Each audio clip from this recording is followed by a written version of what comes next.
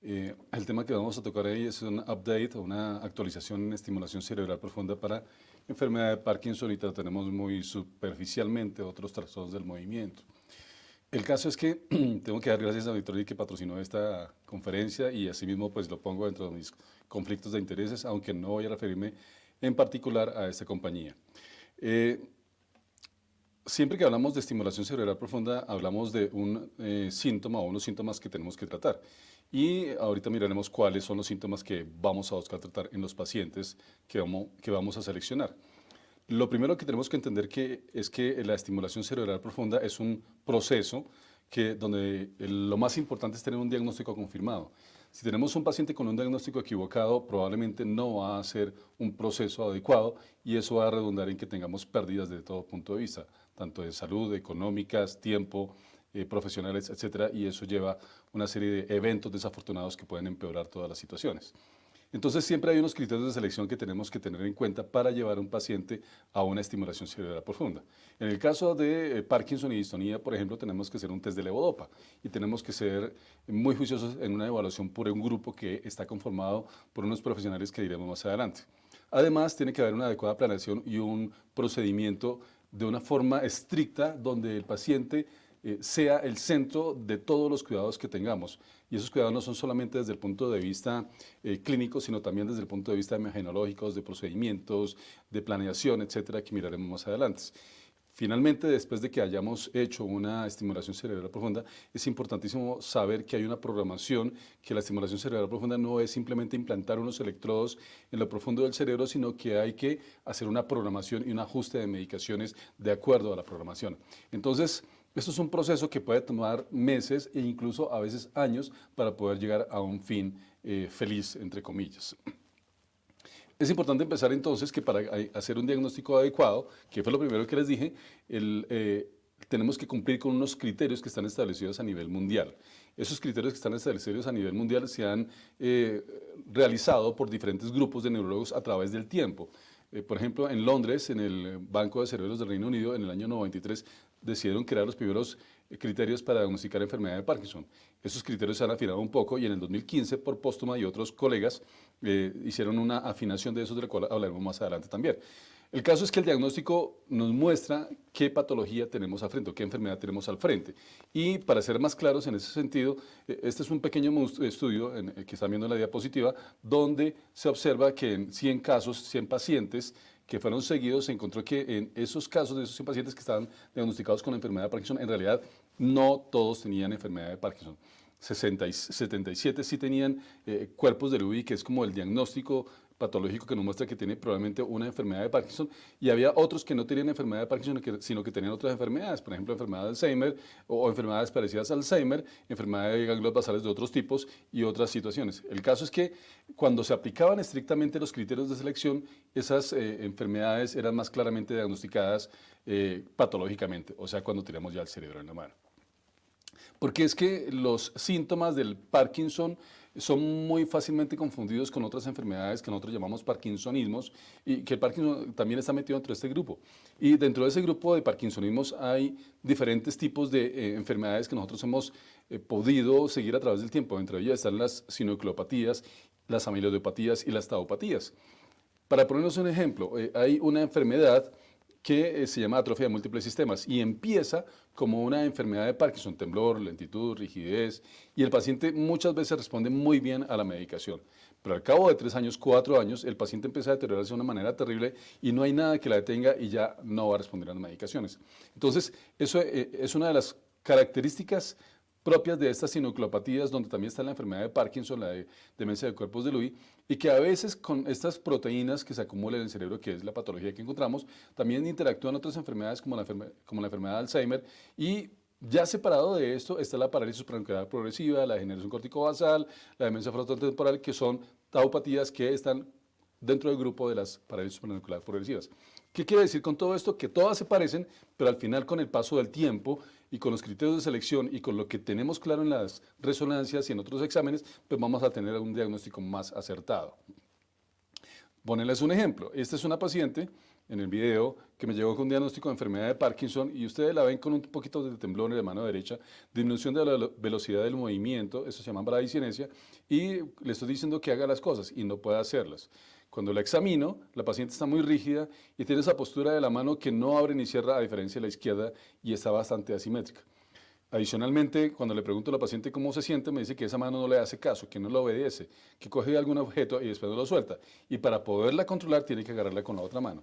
En realidad, esta paciente, aunque pareciera que tuviera un parkinsonismo, en realidad un parkinsonismo tipo enfermedad de Parkinson, en realidad tiene una degeneración corticobasal, que es algo muy diferente y que no responde al levodopa.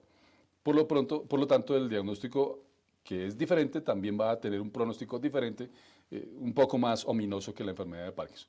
A diferencia de este otro paciente, que llevamos 9 años, lo seguimos durante 9 años, respondía muy poco a las medicaciones y no le beneficiaba casi nada, pero veían ustedes el temblor, la bradicinesia, la postura del brazo muy rígida, y este paciente con ese seguimiento, a pesar de no responder bien a las medicaciones, decidimos que se podía beneficiar de cirugía y eso fue lo que hicimos. Y este es el paciente después de la cirugía, donde podemos controlar la estimulación cerebral profunda, podemos controlar el temblor, le cambia un poco la cara, ya no está con la postura normal del brazo, ya la puede mover y la velocidad de movimiento había mejorado claramente. Entonces tenemos casos extremos donde es difícil diagnosticar adecuadamente a un paciente y a veces tenemos que seguir por años a los pacientes para llegar a un diagnóstico adecuado. Y este es otro caso, este es un paciente que definitivamente estaba muy mal desde el comienzo, respondía muy bien a la levodopa, la enfermedad de Parkinson era clarísima en él, y esto ya son complicaciones propias de la enfermedad de Parkinson que se llaman disinesias. Esas disinesias se pueden presentar en una parte del cuerpo o estas disinesias pueden ser tan severas y generalizadas que pueden incluso interferir con la marcha y con la estabilidad postural. Y otros casos, por ejemplo, como este otro, que este otro se lo muestro de adelante porque es que el paciente no tiene nada más, sino ustedes lo van a ver, se mueve bien, hace las cosas bien, no tiene temblor, ustedes lo ven con una postura normal, pero a medida que va pasando el tiempo y hace una postura de esfuerzo, ya se le nota un temblor bastante discapacitante. Este paciente no tiene Parkinson, tiene en realidad, es un temblor esencial. Y también lo llevamos a cirugía hace unos años y lo van a ver que el temblor de la mano se controló con la cirugía y al tener la postura que tenía antes y que le producía temblor, ya no le produce temblor. Entonces, para poder llegar a este éxito tenemos que haber pasado por varios pasos que tenemos que tener en cuenta. Volvemos a lo anterior. Importantísimo el criterio diagnóstico y estos son los criterios diagnósticos de PostUMA en el año 2015, que son los que tenemos claros para hacer el diagnóstico de enfermedad de Parkinson. Pero no voy a detenerme en cada uno de los puntos, sino que voy a tener claros algunas banderas rojas. Por ejemplo, si usted tiene un paciente con parkinsonismo y ve que tiene una alteración de la marcha rápidamente progresiva y que tiene que usar silla de ruedas dentro de los 5 años del inicio, probablemente es un Parkinson muy complicado o no es una enfermedad de Parkinson. Si tiene una ausencia completa de la progresión de los síntomas motores, o sea que el paciente tiene un temblor, pero pasan 10 años, 12 años y no empeora, definitivamente no es Parkinson. Aquí el tiempo son 5 años según los criterios. Si tiene alteraciones vulvares tempranas, por ejemplo, una disfonía severa, una disartria, una dificultad para hablar muy severa desde el comienzo y va a requerir sonda nasogástrica o algo para alimentarse, probablemente no es una enfermedad de Parkinson. Si tiene falla respiratoria o inspiratoria temprana, ya sea diurna o temprana con un estridor, probablemente no es una enfermedad de Parkinson. Esto nos indica que probablemente es una atrofia de múltiples sistemas. Si tiene falla autonómica severa, disminución de la tensión arterial o hipotensión ortostática, alteraciones como retención urinaria severa o incontinencia, en los primeros 5 años de la enfermedad probablemente no sea enfermedad de Parkinson, sino una atrofia de múltiples sistemas también. Y así encontramos varias cosas, por ejemplo, caídas recurrentes, más de una, dentro de los primeros 3 años del inicio, una anterócolis desproporcionada, etc. Todo eso nos hace pensar que el paciente tiene o algo diferente a una enfermedad de Parkinson. El caso es que cuando tenemos realmente una enfermedad de Parkinson, la enfermedad no empieza cuando está el paciente con los síntomas motores, con el temblor, la lentitud, con la rigidez, sino que empieza muchos años antes. Y empieza probablemente con un trastorno del sueño-humor. El paciente hace lo que está soñando.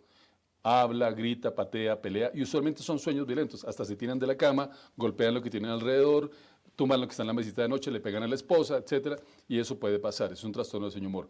Y eso puede presentarse antes, junto con pérdida progresiva del olfato, no relacionada con COVID o con otras cosas, depresión, estreñimiento, todo eso indica que el paciente probablemente tenga ya una enfermedad de Parkinson desde antes. O sea, que esos síntomas prodrómicos, que llamamos que empiezan antes, hasta 20 años antes de la enfermedad, nos indican que probablemente el paciente tenga una sinucleopatía y que esa sinucleopatía, si le hacemos un seguimiento, muy probablemente va a ser una enfermedad de Parkinson.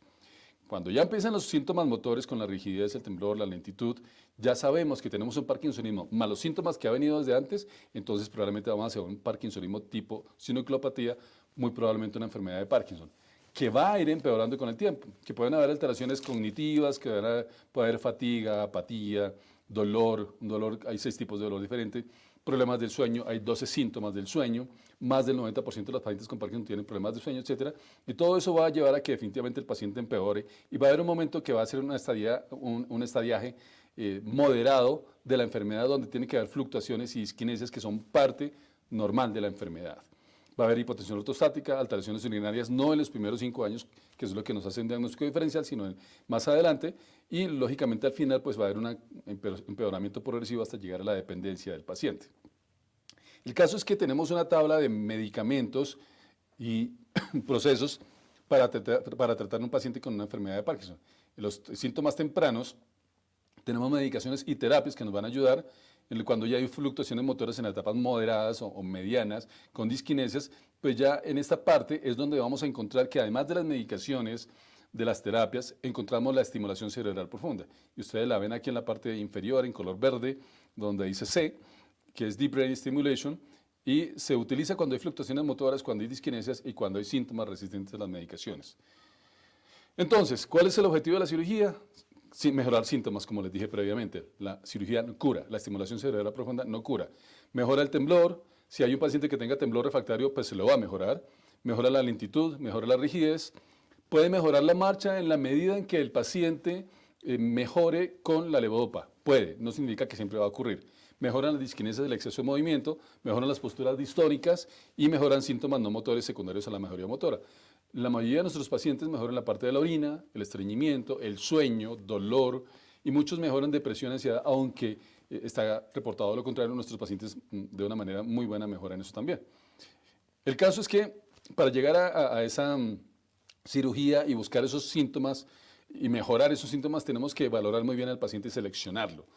¿Qué pasa si no seleccionamos adecuadamente al paciente? Pues de pronto lo seleccionamos muy tarde, ya cuando no se puede operar, o muy temprano, cuando no es indicado todavía la cirugía, o de pronto cuando esa enfermedad está tempranamente y realmente no es un Parkinson, sino un parkinsonismo que de un momento a otro va a girar hacia otro lado. Entonces, de ahí la importancia de hacer un diagnóstico adecuado y hacer un seguimiento del paciente.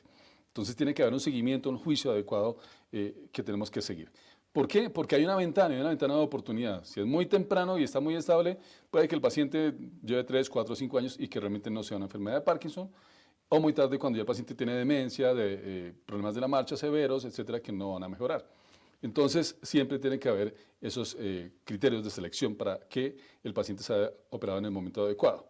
Muchos pacientes con enfermedad de Parkinson que son buenos candidatos no son enviados y se envían muchos otros que realmente no son buenos candidatos. De ahí la importancia de saber estos criterios que estamos hablando hoy.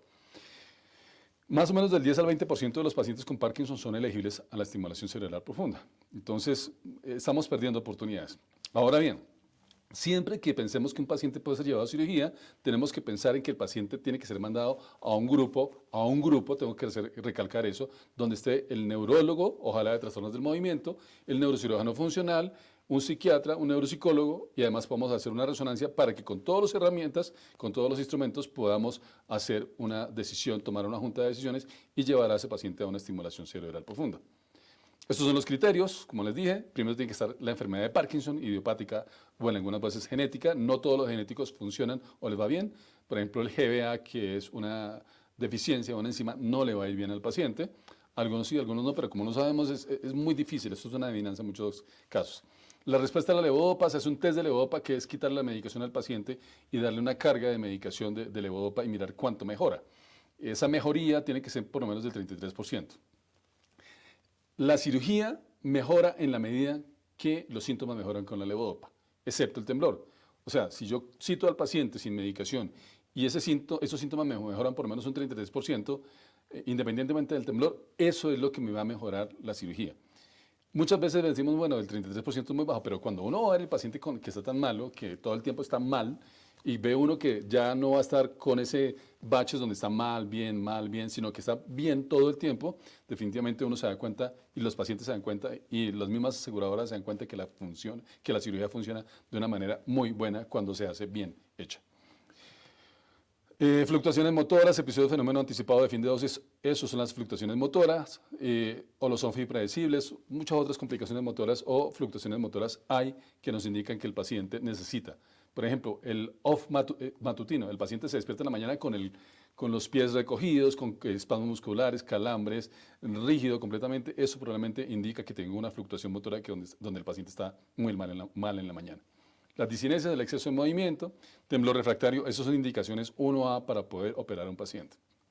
El paciente no puede tener demencia, no puede tener compromiso afectivo o psicosis y tenemos que tener expectativas reales tanto con el paciente como con la familia. Hay que explicarle a todo el mundo. Y garantizar de que se puede controlar periódicamente al paciente porque, como les dije, el paciente no se opera simplemente y se deja así.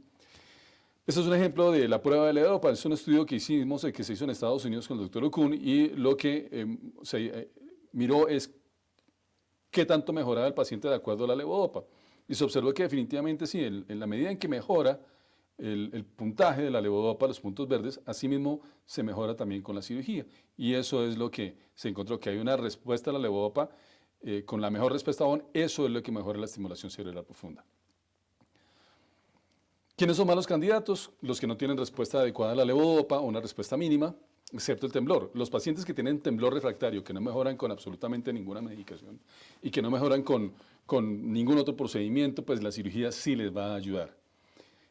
Parkinsonismo atípico secundario no se deben operar porque les va mal, especialmente parálisis supranuclear progresivas o las otras sinucleopatías, por ejemplo las demencias, no se pueden operar.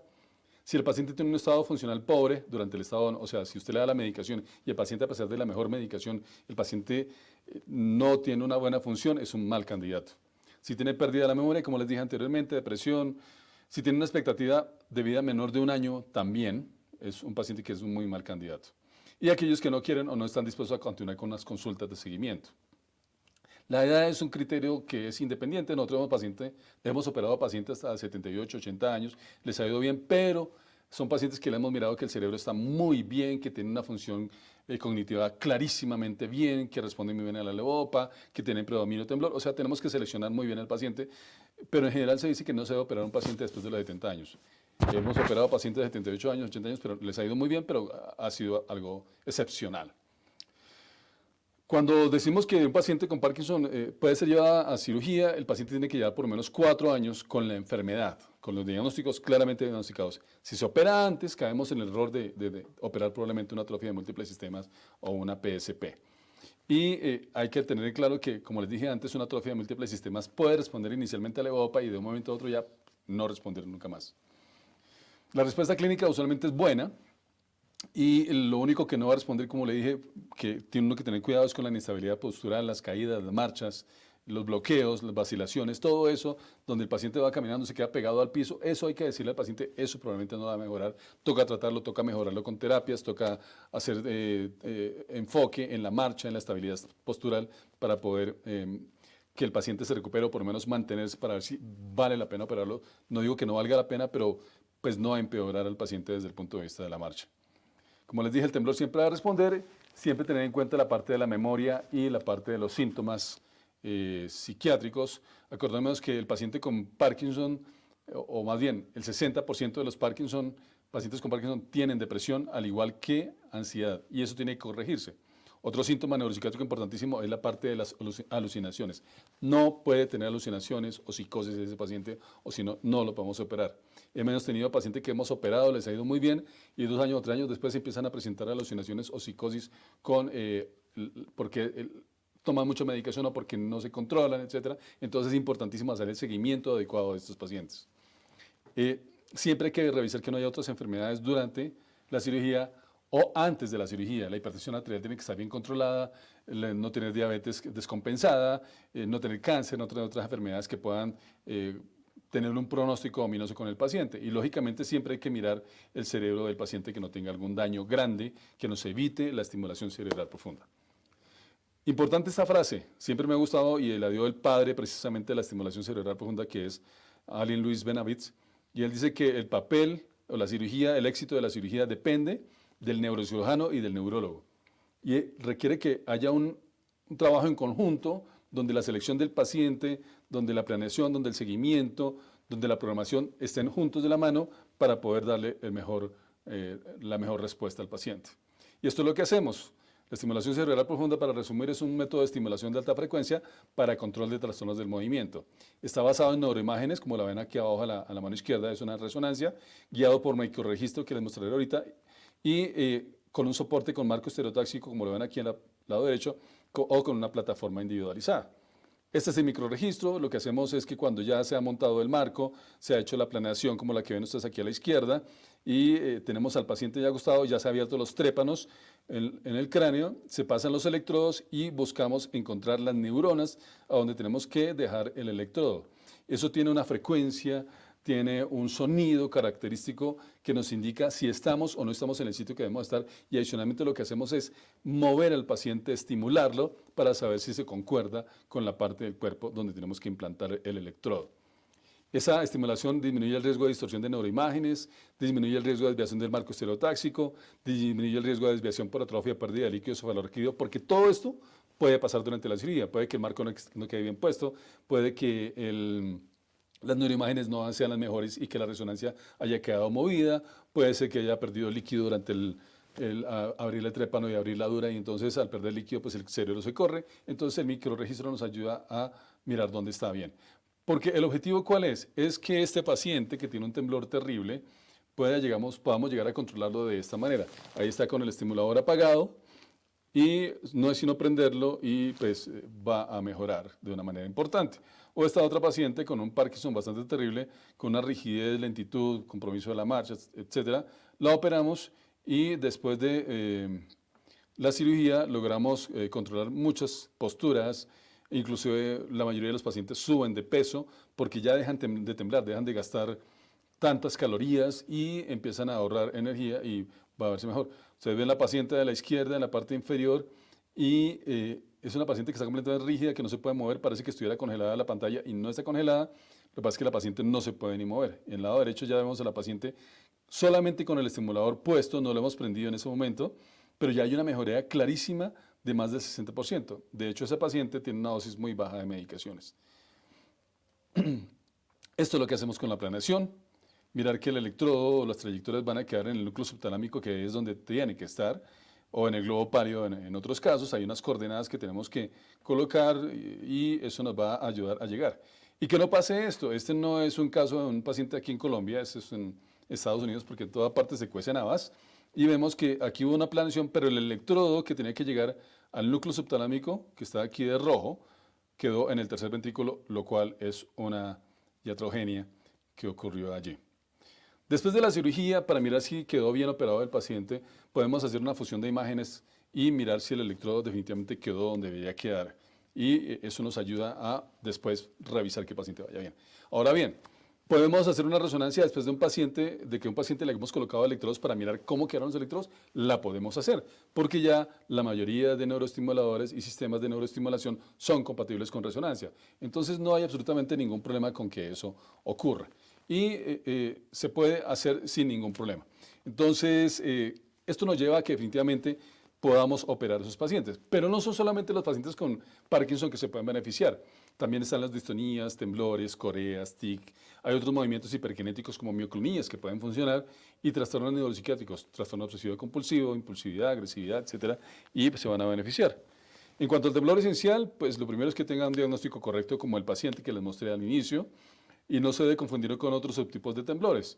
Hay temblor de Holmes, que también se puede operar. Hay temblor secundario de esclerosis múltiple cuando hay lesiones en las vías talamo-cerebelosas, y se pueden beneficiar también, pero hay que saber qué es lo que estamos operando y a dónde tenemos que llegar.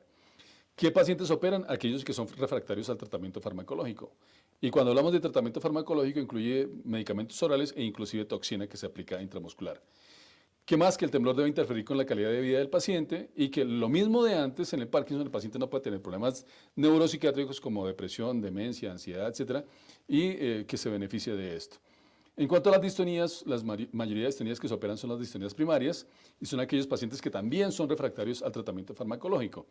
Y se debe considerar, eso sí, en los primeros años de inicio de los síntomas de la enfermedad. Si la distonía me empieza a los 12 años, la idea es que yo no tengo que esperar hasta los 30 para operarlo, sino que tenga la oportunidad de operar en los primeros 5 años, 4 o 5 años, para evitar las deformidades del paciente que son irreductibles. Entonces siempre tenemos que tener un diagnóstico adecuado, hacer un diagnóstico diferencial, mirar qué medicaciones se han usado y cómo lo vamos a tratar. Estos los medicamentos que utilizamos para el temblor tienen que haber pasado por todos esos medicamentos, ojalá, y mirar cuál le funciona. Si alguno le funciona, pues nos quedamos con un medicamento y no pasamos a cirugía. Pero si ninguno le funciona y a pesar de la combinación de medicamentos persiste el temblor, pues hay que operarlo. La distonía, que es lo mismo, es una contracción sostenida anormal muscular, más o menos como lo que estoy mostrando acá, y miraremos más adelante. Eso lleva dolor muchas veces cuando es a nivel cervical, en el resto del cuerpo no duele, pero sí produce discapacidad severa. Y eso puede llevar inclusive a temblor. Yo puedo estar con una postura anormal del cuello y tener temblor que puede ser secundario a un temblor distónico, que es un temblor pulso. Entonces, esos pacientes también se benefician de eso. Lo mismo, hay muchos tipos de distonías, la clasificación es bastante grande, y medicamentos que podemos utilizar, siempre hay que hacerlo con una prueba de levodopa. Una prueba de levodopa es darle por lo menos 3 meses seguidos levodopa al paciente para ver si responde a la levodopa. Si el paciente responde a la levodopa o al viperideno, al trixafenilo, pues el paciente no va a requerir una cirugía, pero si no, pues probablemente va a requerir cirugía. La toxina botulínica es importante aplicarla siempre en nuestros pacientes, especialmente cuando hay distonía focal, inclusive segmentaria o distonías ocupacionales como el calambre del escribano, del guitarrista, etcétera, e intentarla. Tiene que haber una evaluación neurológica y mirar los antecedentes familiares, personales, el uso de medicamentos y siempre tiene que tener una resonancia para evidenciar si hay acumulación de metales o otras alteraciones en el cerebro que nos expliquen esas probables distonías. Lo mismo, la selección de pacientes en distonía es similar a la usada por los pacientes con enfermedad de Parkinson, excepto el test de levodopa en algunos casos, cuando pues ya el paciente viene con levodopa, no hay que hacer test de levodopa otra vez porque ya ha tenido levodopa por un tiempo prolongado.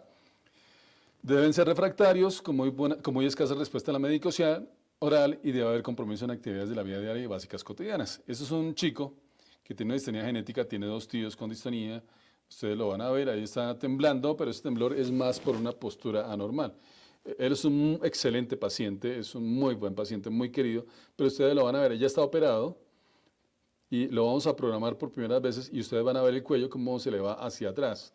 Pero él no es solamente el cuello, sino también el tronco y para poder sostenerse o mantenerse, él tiene que hacer unas posturas que le compensen esa postura del cuello, valga la redundancia. Pero eso pasa. Miren los músculos de la cervicales o los esternocleidomastoideos y van a ver que en la parte de atrás es bastante severo. Este paciente lo operamos y lógicamente la mejoría no es inmediata, hay que esperar unos meses. Las distonías se demoran mucho más tiempo en responder, a veces duramos hasta 2 años o un poco más para poder mover adecuadamente a ese paciente y que tenga una postura y unos movimientos que le ayudan a defenderse y hacer las actividades de la vida diaria y básicas cotidianas. Estos son los tipos de distonía que más operamos, la diabetes 1 principalmente, pero también la diabetes 3, que no la tenemos aquí en Colombia, es la enfermedad de Lubac, que está en las Filipinas, la diabetes 6, la diabetes 11, 8, 9, distonías cervicales, enfermedad de Médicis, escribano, etcétera. Todo esto lo podemos llevar a la cirugía. Y siempre se debe discutir con la familia las expectativas de la cirugía, efectos probables secundarios, las necesidades del cuidado y ajustes a las terapias y controles. Y cuando hablamos de terapias y controles tenemos que hablar también del cuidado de la batería. La batería tiene que ser cuidada. El 99% de los pacientes que operamos tienen baterías recargables, que duran entre 15 años y 25 años. Entonces, ese es el plan, que la batería le dure muchos años para que el paciente se beneficie durante muchos años de esa neuroestimulación. Si podemos aplicársela, saben, la idea es aplicar la escala o por lo menos filmar al paciente, como hago con mis pacientes. Los filmamos antes y después de la cirugía, miramos qué tanto mejoró y le aplicamos las escalas, especialmente en Parkinson. En Parkinson aplicamos siempre las escalas por lo del test de levodopa y después de la cirugía también miramos las escalas. Y hay muchas escalas de acuerdo a la enfermedad. La Tremor Rating Scale, la Phantom-Tolosa Tremor Rating Scale, que son para el temblor, y todas las demás, la URS, la Burke-Van-Marden Dystonia Rating Scale, son para distonía, la de Huntington, la Unified Huntington Disease Rating Scale, la Yale Global Tic Severity Scale, la Modified Rustic, etc. Para cada una de las enfermedades hay una escala y asimismo vamos a mirar dónde vamos a colocar ese neuroestimulador o eso más bien esos electrodos de neuroestimulación. Lo más frecuente es el subtálamo para Parkinson y también sirve para algunas distonías y para temblores. En segundo lugar está el globo pálido interno, que se utiliza principalmente para distonías y para algunos tipos de Parkinson, especialmente si tienen algo de deterioro cognitivo leve. Y el tálamo lo utilizamos principalmente para temblor esencial. Pero el tálamo también se puede utilizar para tics, el globo pálido se puede utilizar para tics, depresión y ansiedad y trastorno obsesivo compulsivo en el accumbens, etc. Entonces tenemos núcleos donde operar a esos pacientes.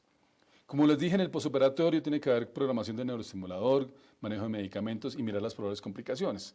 Entonces, estos son múltiples estudios que se han hecho para mirar cómo es el beneficio y en la mayoría de los estudios muestran que definitivamente el beneficio es claro. Eso en cuanto a movimientos anormales. Ahora también hay pacientes con problemas psiquiátricos que podemos operar.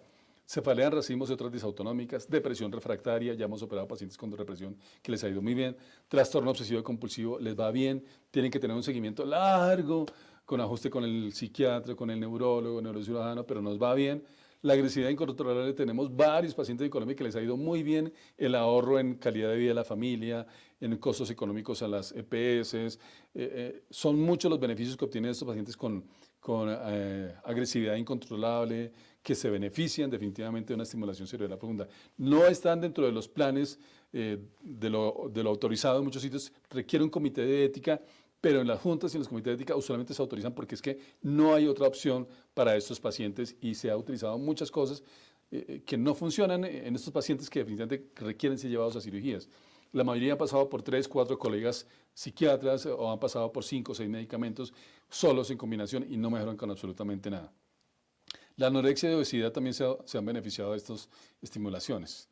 Después de que operamos un paciente ya con movimientos normales o con problemas psiquiátricos, pues como les dije, tenemos que hacer ajuste de parámetros, mirar que no haya efectos secundarios, mirar los medicamentos y aprovechar al máximo la cirugía todas las veces.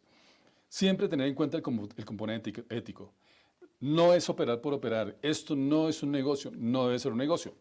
Esto no es cobrar por cobrar, tiene que ser un beneficio para el paciente, para la familia. Tenemos que aprovechar la cirugía, sacar el máximo provecho, beneficiarlos y que se vea el resultado realmente de lo que se invierte en ese paciente. ¿Puede haber cambios inusuales después de la cirugía? Sí, puede haber todos los tipos de cambios que ustedes se puedan imaginar, porque es que además estamos interviniendo en la parte del cerebro y puede haber cambios que uno no espera. Por ejemplo, puede haber impulsividad, el paciente puede querer tomar más medicación a pesar de estar bien, porque eso nos pasa. Hay pacientes que están muy bien y quieren tomar más medicación porque dicen es que me siento mal. Y uno los va a examinar y no encuentra ni rigidez, ni temblor, ni lentitud, ni nada, pero sienten la necesidad de estar tomando medicación. Entonces, esa impulsividad o síndrome de regulación dopaminérgica hay que tratarlo. El aumento de peso, eso pasa muy frecuentemente, especialmente a los hombres que comemos y comemos desaforadamente y subimos de peso terriblemente. Otros síntomas, por ejemplo, pánico, algunos da crisis de pánico, episodios de furia, llanto incontrolable, todo eso puede pasar. Entonces hay que tenerlos en cuenta y por eso va a haber un seguimiento. ¿Qué tenemos pendiente para el futuro? Varias cositas. Tenemos nuevos electrodos que podemos estimular de una forma o de otra. Podemos hacer diferentes formas con la estimulación cerebral profunda y llegar a donde queremos llegar de una manera adecuada, pero lo que siempre buscamos es disminuir los efectos secundarios de la cirugía y también de la programación e inclusive de las medicaciones. Los costos son un poco elevados, es cierto, en nuestro país, pero creo que vale la pena. Personalmente hemos tenido pacientes hace poco vi una paciente que llevaba 10 años sin medicaciones. Imagínense, 10 años sin gastar medicamentos en un paciente, realmente es muy bueno. En lugar de que la enfermedad fuera empeorando, la enfermedad se mantuvo estable por 10 años. Eso puede pasar más o menos con el 10% de nuestros pacientes. En el 80% de nuestros pacientes les bajamos las medicaciones y hay un 10% que no podemos hacer nada. Tienen que continuar con la medicación, pero la mejoría con la estimulación se ve clarísima. ¿Cuál es el sitio ideal del implante del neuroestimulador? Pues eso todavía... Ya sabemos algunas cosas, pero todavía seguimos buscando en ese núcleo que tiene 4 milímetros por 6 por 6, cuál es el mejor sitio. Tenemos claro dónde es, pero llegar allá, en ese sitio, que es la parte dorsolateral del núcleo, a veces nos cuesta y nos queda un poquito difícil. Eso ha mejorado con los nuevos electrodos, con los nuevos sistemas, pero definitivamente sí tenemos cosas que hemos mejorado, pero seguimos buscando. ¿Ha quedado con qué tiempo de evolución debe implantarse el DBS? Bueno, queremos, ojalá, esa ventana de tiempo extenderla. Sabemos que los años de vida o la longevidad de nuestro país ha aumentado, entonces de todas maneras queremos mejorar aún más esos pacientes. ¿Por qué se puede disminuir la medicación en unos pacientes y en otros no? También estamos buscando resolver eso porque ya estamos mejorando mucho. Al futuro lo que queremos es más cosas para que esos pacientes se beneficien. Baterías con mejor disposición, más pequeñas, que ojalá no tengamos que utilizar extensiones, sino que podamos colocarlas en el cráneo, ojalá que podamos recargarlas más fácilmente, que duren mucho más años, etcétera. Los electrodos que no se vayan a dañar, porque pueden dañarse, que no se dañen las secciones, etcétera. Y ya tenemos electrodos direccionales, como les dije. Ahora tenemos los Local Field Potentials. Podemos monitorear al paciente y mirar cómo le ha ido en los últimos 2 meses, mirando simplemente cómo se ven los ritmos beta dentro de ese seguimiento que hay. Para eso nos sirven los Local Field Potentials que ya estamos trabajando. Hay neurorestauración, neuroreparación y la idea es ojalá tener neuroprotección. Podemos trabajar con genes, células madre, factores tróficos, todo eso, ya hay muchas investigaciones que están en curso y yo creo que unos 8 o 10 años tendremos cosas muy claras donde la cirugía va a seguir ayudando y va a llegar allá. Es importantísimo aclarar que ninguna célula madre va por la sangre y llega al cerebro y se instala allí y produce lo que tenga que producir. Eso no es cierto, eso muchas veces es un engaño, para que tengan cuidado con eso. El paciente que realmente se beneficia es aquel que tiene la suplencia con levodopa, que es la que van a necesitar, o los dopaminérgicos, la cirugía. Todo eso que dicen que la sacan de la cresta ilíaca, células madre, que la centrifugan y que se la mandamos por sangre, no sirve. Eso no va teledirigido, eso no va directamente al sitio donde tiene que llegar y no va a producir lo que tiene que producir. Las estimulaciones con células madre o las implantaciones de células madre requieren que esas células madre se diferencien o se conviertan en células que producen dopamina. Entonces, no se dejen engañar, por favor, o que no dejen que sus pacientes se engañen. Básicamente era eso.